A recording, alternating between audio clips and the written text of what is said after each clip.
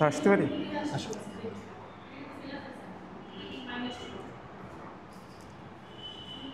Sir please sit. Thank you sir. তো আপনি হচ্ছেন সুদীপ, জি স্যার। কোথা থেকে পড়াশোনা করছেন? স্যার খুলনা প্রকৌশল ও প্রযুক্তি বিশ্ববিদ্যালয় থেকে। Introduce yourself. Thank you, sir, for giving me the chance to introduce myself. I am Sudeep Shah. I belong to Borishal. I am the son of Nandolal Shah and Pratima Shah, who are a businessman and a housewife, respectively. I obtained my graduation from Khulna University of Engineering and Technology, securing a CGPA of 3.12. I obtained my SSC from Udayan Secondary School, Borishal, in 2014 under Borishal Board, and obtained HSC from Government Syed Hatem Ali College in 2016 from the same board. I have a great deal of interest in gardening. I want to be a tiny part of this great civilization of the world by serving as a civil servant of the Government of People's Republic of Bangladesh. That's why I am here. That's it. Thank you, sir. আচ্ছা, কোন বিষয়ে পড়াশোনা করেছেন? Building engineering and construction management. আচ্ছা, তো সম্প্রতি দুর্যোগ ব্যবস্থায় মোকাবেলায় আর কি একটা বাড়ি পুরস্কৃত হয়েছে বাংলাদেশ থেকে, জানেন সেটা সম্পর্কে? স্যার আমি পত্রিকায় দেখেছিলাম একটা স্কুল প্রজেক্ট সম্ভবত, কিন্তু এই মুহূর্তে আমার নামটা মনে পড়ছে জানিয়ে না। রেখে সেটা হচ্ছে খুদে বাড়ি, খুদে বাড়ি। খুদি বাড়ি বলে। তো ওটা হচ্ছে যে অঞ্চলে হচ্ছে বন্যা থাকে সেই অঞ্চলে হচ্ছে সেই বাড়িগুলো নির্মাণ করা হয় এবং যে কোনো বন্যার সময় ওটা খুলে আবার অন্য স্থানে সরিয়ে নেওয়া যায় খুব দ্রুত। তো ভূমিকম্প সহনশীল যে দালান তৈরি করা হয়, জি স্যার। তো সেই দালানগুলো আর কি কীভাবে প্রস্তুত করা হয় এবং এটা কিভাবে প্রস্তুত করলে ভালো হয়? স্যার ভূমিকম্প সহনীয় বাড়িগুলো তৈরির ক্ষেত্রে আমাদের যে কোনো ভবন নির্মাণের ক্ষেত্রে তার বিধান বাংলাদেশ ন্যাশনাল বিল্ডিং কোড 2020-এ দেওয়া আছে। সেই ন্যাশনাল বিল্ডিং কোড অনুযায়ী যদি আমরা যে কোনো ভবন তৈরি করি তাহলে সেটা ভূমিকম্প সহনীয় হবে এবং যে কোনো ধরনের ভূমিকম্পে এটা দাঁড়িয়ে থাকবে। এছাড়াও যদি বাংলাদেশ ন্যাশনাল বিল্ডিং কোড অনুযায়ী নকশা প্রণয়ন এবং নির্মাণের সময় সঠিক সুপারভিশন এগুলো গুরুত্বপূর্ণ ক্ষেত্রে। আচ্ছা, ঢাকাতে যে এতগুলো বিল্ডিং আর এই বিল্ডিংগুলো হচ্ছে এত ঘন ঘন তৈরি করা, তো আরও তো হচ্ছে দিন দিন জনবসতি বাড়ছে। জি। এই যে বিল্ডিং উঠছে, জনবসতি বাড়ছে, এটা কি ভবিষ্যতে গিয়ে কোনো সমস্যা তৈরি করবে কিনা? স্যার আমি মনে করি এটা ভবিষ্যতে একটা সমস্যা তৈরি করবে। আমাদের রাজধানী ঢাকা বিশ্বের অন্যতম একটা ঘনবসতিপূর্ণ শহর এবং বাংলাদেশের যেহেতু ভূমিকম্প ঝুঁকি রয়েছে, তাই ভবিষ্যতে যখন কোনো মাঝারি বা ভারী মাত্রার ভূমিকম্প বাংলাদেশে আঘাত আনে তাহলে এক গবেষণা অনুযায়ী ঢাকায় কয়েক লাখ ভবন ধসে পড়বে। তখন কয়েক লাখ মানুষের প্রাণহানির সম্ভাবনা রয়েছে। এক্ষেত্রে সঠিক নগর পরিকল্পনা বা রাজধানী স্থানান্তর একটা ভালো সমাধান হতে পারে। আচ্ছা, আপনার প্রথম চয়েস কি? BCS administration. আচ্ছা, কেন আসতে চান এখানে? বিসিএস প্রশাসন ক্যাডার, এখানে অনেক ধরনের কাজের সুযোগ রয়েছে, তৃণমূল পর্যায়ে জনগণের সাথে কাজ করার সুযোগ রয়েছে এবং এই প্রশাসন ক্যাডারে বিভিন্ন সেক্টরে কাজ করার সুযোগ রয়েছে বিধায় এটা যে কোনো ব্যক্তির দক্ষতা উন্নয়নে ভূমিকা রাখে। এ কারণে আমি বিসিএস অ্যাডমিনিস্ট্রেশন ক্যাডারে আসতে চাই। আচ্ছা, তো আপনি কি সৎ? স্যার আমি মনে করি আমি সৎ ব্যক্তি একজন। প্রমাণ করতে পারবেন? স্যার আমাকে যদি বিসিএস ক্যাডার হিসেবে সুপারিশ করা হয় আমি আমার কাজের মাধ্যমে প্রমাণ করতে পারব। আচ্ছা, ধরেন উপজেলা চেয়ারম্যান আপনাকে একটা অসৎ কাজের প্রস্তাব দিল, কি করবেন? উপজেলা চেয়ারম্যান সাথে উপজেলা চেয়ারম্যান, জনপ্রতিনিধি, এবং আমাকে যদি বিসিএস অ্যাডমিনিস্ট্রেশন ক্যাডারে সুপারিশপ্রাপ্ত করা হয় তাহলে আমি সরকারের প্রতিনিধি হিসাবে মাঠ পর্যায়ে কাজ করব। এই ক্ষেত্রে আমি প্রথমে সে যদি কোনো অসৎ প্রস্তাব দেয় আমি সেটা থেকে নিজেকে বিরত রাখব, এবং সে যদি আমাকে চাপ প্রয়োগ করে আমার উপর, তাহলে আমি তার সাথে বসে বিষয়টা সমাধানের চেষ্টা করব। যদি তাতেও সমাধান না হয় আমি আমার ঊর্ধ্বতন কর্তৃপক্ষের সাথে যোগাযোগ করব এবং তারা আমাকে যে ধরনের নির্দেশনা দেবে আমি সেই অনুযায়ী কাজ করব। আমাদের দেশে তো হচ্ছে অনেক বেকার এখন, আর এই বেকারত্ব থেকেই একটা আন্দোলন হলো। তো এই যে তারপর হচ্ছে বেকারত্ব সমস্যা কমছে না, তো এই বেকারত্ব সমস্যা দূরীকরণে আসলে আমরা কি করতে পারি? জি, বাংলাদেশ শ্রমশক্তি জরিপ অনুযায়ী বর্তমানে প্রায় ২৬ লাখ বাংলাদেশে বেকার রয়েছে এবং তার মধ্যে 1/3 উচ্চশিক্ষিত বেকার। বেকার সমস্যার নিরসনে সর্বপ্রথম আমাদের যে জিনিসটা করতে হবে সেটা হচ্ছে বিনিয়োগ আকৃষ্ট করতে হবে। বিনিয়োগ বৃদ্ধি পেলে কর্মসংস্থান বৃদ্ধি পাবে এবং বেকারত্ব দূরীকরণ হবে। এছাড়াও আমাদের অনেক ক্ষেত্রে দেখা যায় আমাদের বিশ্ববিদ্যালয়ে যে ধরনের শিক্ষা দেওয়া হয় সেটা কর্মক্ষেত্রে খুব একটা কাজে লাগে না। এক্ষেত্রে আমাদের কর্মমুখী শিক্ষার প্রতি গুরুত্ব দিতে হবে। এছাড়া শুধুমাত্র চাকরির পিছনে না ছুটে স্ব উদ্যোক্তা হয়ে অন্যকেও যাতে আমরা চাকরি দিতে পারি সেজন্য তরুণ সমাজকে উদ্বুদ্ধ করতে হবে।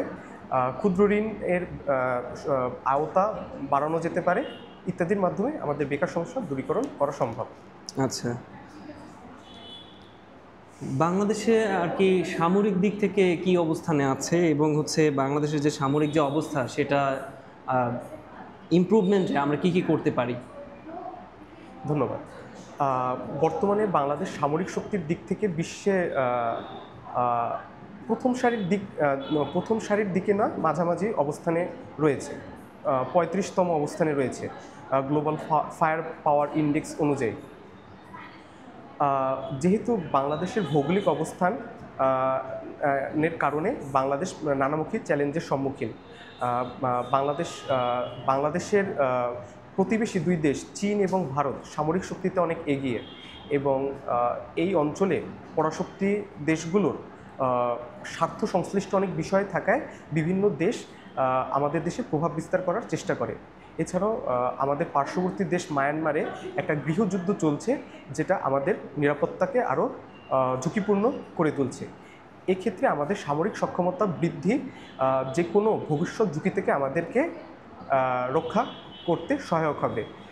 সামরিক শক্তি দিক থেকে দেশকে উন্নত করার জন্য আমাদের সেনাবাহিনী, নৌবাহিনী, বিমান বাহিনীর যারা কর্মকর্তা রয়েছে তাদের উন্নত প্রশিক্ষণের ব্যবস্থা করতে হবে। আমাদের যে সকল সামরিক সরঞ্জাম এর ঘাটতি রয়েছে সেগুলো পূরণের জন্য আমরা প্রাথমিকভাবে সেগুলো বিভিন্ন দেশ থেকে ক্রয় করতে পারি। এছাড়া আমরা সামরিক খাতে গবেষণা বৃদ্ধি করতে পারি। আমাদের দেশে সামরিক খাতে তেমন একটা গবেষণা হয় না এবং আমাদের যুদ্ধাস্ত্রের জন্য অধিকাংশ ক্ষেত্রে বাইরের দেশের উপর নির্ভরশীল থাকতে হয়। তাই গবেষণা বৃদ্ধি করলে আমাদের সক্ষমতা তৈরি হবে। এছাড়া কূটনীতি, অর্থনৈতিক কূটনীতি এবং অন্যান্য কূটনীতি পরিচালনার মাধ্যমে পার্শ্ববর্তী দেশগুলো এবং পরাশক্তিগুলোর সাথে আমাদের সদ্ভাব বজায় রাখতে হবে যাতে করে যে কোনো যুদ্ধকালীন পরিস্থিতিতে আমরা বৈশ্বিক সমর্থন পেতে পারি। আচ্ছা, বাংলাদেশ তো হচ্ছে পানি সম্পদের একটা সমস্যা আমরা দেখতে পাচ্ছি, পানি বন্টন ইস্যু। তো পানি বন্টন ইস্যুর যৌক্তিক কী সমাধান হতে পারে? ভারতের সাথে? হ্যাঁ, ভারতের সাথে। ধন্যবাদ। বাংলাদেশের 57টি অভিন্ন নদী রয়েছে, এর মধ্যে 54টি ভারত থেকে বাংলাদেশে প্রবেশ করেছে এবং বাংলাদেশের সাথে ভারতের পানি বন্টনের ইস্যুটি অনেক পুরনো। সর্বপ্রথম এই সমস্যার সূত্রপাত হয় 1975 সালে যখন গঙ্গা নদীর উপর নির্মিত ফারাক্কা বাঁধ চালু হয়। গঙ্গা নদীর প্রধান শাখায় বাংলাদেশে পদ্মা নামে প্রবেশ করেছে এবং এটি বাংলাদেশের জীববৈচিত্র্য, মৎস্য সম্পদ, কৃষির জন্য গুরুত্বপূর্ণ একটা নদী। এছাড়াও বিগত কয়েক দশকে ভারত একাধিক অভিন্ন নদী যেমন তিস্তা, মেঘনা, আর উজানে বরাক নদীতে বাঁধ নির্মাণের প্রচেষ্টা চালিয়েছে। এটা আমাদের দেশের জন্য এক ধরনের হুমকি স্বরূপ। এক্ষেত্রে সমাধানের উপায় হতে পারে পার্শ্ববর্তী দেশ ভারতের সাথে যোগাযোগ বৃদ্ধি করা, কূটনীতি প্রয়োগ করা, যৌথ নদী কমিশনকে আরও কার্যকারী করা এবং আন্তর্জাতিক বিভিন্ন আইন এবং আইনের মধ্যে থেকে সমস্যার সমাধান করা, প্রয়োজনে জাতিসংঘকে সংযুক্ত করা। যেমন সিন্ধু পানি বন্টন চুক্তিতে মধ্যস্থতাকারী সংস্থা ছিল বিশ্বব্যাংক। এক্ষেত্রে আমরা এরকম আন্তর্জাতিক সংস্থাকে আমাদের সমস্যা সমাধানে আমরা পক্ষ হিসাবে গ্রহণ করতে পারি। আচ্ছা, সে একটা বক্তৃতা দিবেন, ধরেন হচ্ছে আপনি একটা স্কুলে প্রধান অতিথি হিসেবে গেলেন। তো আজকাল স্টুডেন্টরা হচ্ছে মোবাইলে আসক্ত এবং হচ্ছে তাদের মনোযোগটা একটু কম। তো আপনি হচ্ছে তাদেরকে মনোযোগী হতে ইন্সপায়ার করবেন, এটা আপনার নিজের মতো করেই দিবেন। দাঁড়িয়ে দিন। ধন্যবাদ। একটু সময় নেই? না সময় ওই সাইডে দিয়ে একটু 2 সেকেন্ড।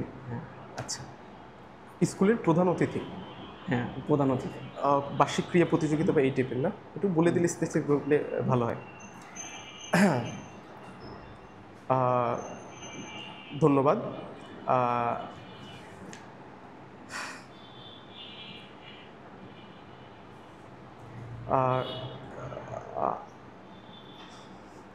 আফলডাঙ্গা সরকারি প্রাথমিক বিদ্যালয় বার্ষিক ক্রিয়া প্রতিযোগিতা অনুষ্ঠান উপলক্ষে আয়োজিত পুরস্কার বিতরণী অনুষ্ঠানে আমন্ত্রিত সকল অতিথি এবং উপস্থিত অভিভাবক এবং শিক্ষার্থীদেরকে আসসালামু আলাইকুম।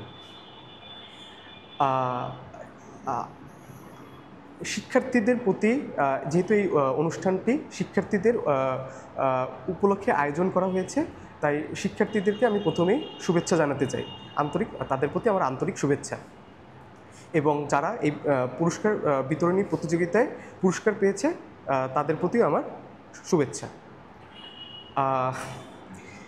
শিক্ষা জীবন, আমরা সবাই জানি শিক্ষা জীবন হচ্ছে জীবনের সর্বশ্রেষ্ঠ সময়। এই সময় জীবনকে গড়ে নিতে হয়। একটা প্রবাদ প্রচলিত আছে, শিক্ষা জীবন হচ্ছে পরবর্তী ভবিষ্যৎ জীবনের, শিক্ষা জীবনই পরবর্তী ভবিষ্যৎ জীবনের প্রতিচ্ছবি। আমাদের দেশের শিক্ষার্থীরাই ভবিষ্যতে আমাদের দেশকে নেতৃত্ব দিয়ে সামনের দিকে এগিয়ে নিয়ে যাবে। এক্ষেত্রে শিক্ষার্থীদের সবচেয়ে বড় গুরুত্বপূর্ণ হলো তাদের শিক্ষা জীবনকে সঠিকভাবে কাজে লাগানো। তাদের প্রথম এবং প্রধান কাজ হচ্ছে সঠিকভাবে পড়াশোনা করা এবং তাদের পাঠ শেষ করে পরবর্তী শিক্ষা ধাপে উত্তীর্ণ হওয়া।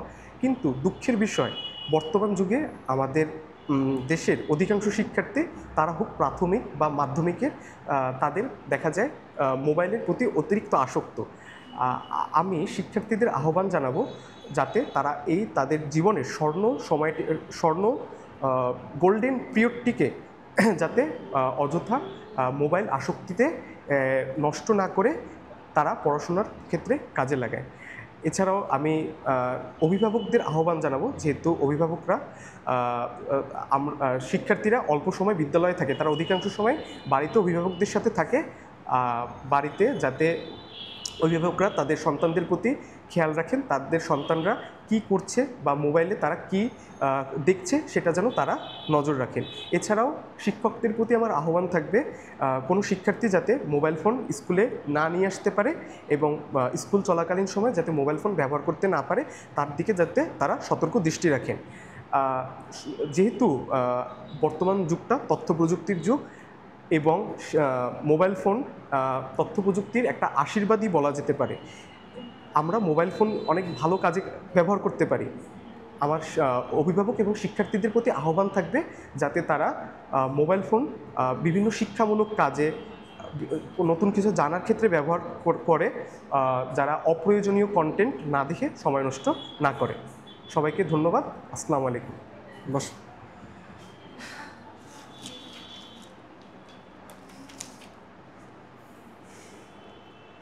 আচ্ছা, বিশ্বে এত যুদ্ধ হচ্ছে কেন? জি। বর্তমান বিশ্বে দেখা যাচ্ছে বিভিন্ন দেশে যুদ্ধ চলমান রয়েছে, বিশেষত মধ্যপ্রাচ্য, আমাদের দক্ষিণ পূর্ব এশিয়া, দক্ষিণ এশিয়া, আফ্রিকা, এই অঞ্চলগুলো বেশি ঝুঁকিপূর্ণ। বিশ্বে যুদ্ধ হওয়ার বিভিন্ন কারণ রয়েছে, যেমন সাম্রাজ্যবাদের বিস্তারের প্রচেষ্টা, তারপর বিভিন্ন দেশের মধ্যে আঞ্চলিক সংঘাত বৃদ্ধি, সহিষ্ণুতার অভাব, আন্তর্জাতিক সংগঠন যেমন জাতিসংঘের নিষ্ক্রিয়তা, ইত্যাদি হচ্ছে যুদ্ধের প্রধান কারণ। এছাড়াও একটা প্রধান কারণ আমার কাছে মনে হয়, আগের দশকগুলোতে পৃথিবী ছিল এক মেরু বিশ্ব, কিন্তু বর্তমানে বিভিন্ন পরাশক্তিগুলো উত্থানের ফলে বিশ্ব বহুমেরু দিকে ধাবিত হচ্ছে। এবং আমরা জানি যে এক মেরু বিশ্বের তুলনায় বহুমেরু বিশ্বে যখন অনেক নেতৃত্ব থাকে তখন দেশগুলোর মধ্যে সংঘাত হয়। এ কারণেই আমার মতে যুদ্ধ বৃদ্ধি পাচ্ছে। আচ্ছা, আপনার জন্য হচ্ছে এটা শেষ প্রশ্ন। আমেরিকা হচ্ছে তাদের ইচ্ছা অনুযায়ী সব দেশকে প্রভাবিত করার চেষ্টা করে, আর এটার একটা প্রধান অস্ত্র হচ্ছে ডলার। জি। তো এই ডলার কূটনীতি ব্যবহার করে বিভিন্ন দেশে তারা নিষেধাজ্ঞা দেয়। তো বিশ্বে কি আপনি কোনো সংস্থা বা কোনো দেশের উত্থান কি দেখতে পাচ্ছেন যারা হচ্ছে এই ডলার থেকে বের হয়ে যেতে ইচ্ছুক বা কোনো পদক্ষেপ নিচ্ছে? জি। মার্কিন যুক্তরাষ্ট্র বরাবরই তাদের মুদ্রা ডলারকে অস্ত্র হিসেবে ব্যবহার করছে। বর্তমান বিশ্বের ডলার হচ্ছে সবচেয়ে বহুল ব্যবহৃত আন্তর্জাতিক বাণিজ্যের বিনিময় ব্যবস্থা। এ কারণে যুক্তরাষ্ট্র বিভিন্ন দেশের উপর সময়ে সময়ে নিষেধাজ্ঞা আরোপ করে, যাতে তারা ডলারে বাণিজ্য করতে না পারে। বর্তমান বিশ্বে ব্রিক্সভুক্ত দেশগুলো যেমন ব্রাজিল, রাশিয়া, চায়না, ভারত ইত্যাদি, দক্ষিণ আফ্রিকা ইত্যাদি দেশগুলো এই ব্যবস্থা থেকে বেরিয়ে আসার চেষ্টা করছে। তারা তাদের নতুন মুদ্রা ব্যবস্থা প্রচলন, বাণিজ্য উদারীকরণ, পারস্পরিক সহযোগিতা বৃদ্ধি ইত্যাদির মাধ্যমে এই ব্যবস্থা ভাঙার চেষ্টা করছে বলে আমি মনে করি। আচ্ছা, থ্যাংক ইউ। আপনার জন্য শুভকামনা। আপনার 45তম বিশেষ ভাইবা ভালো হোক। ধন্যবাদ।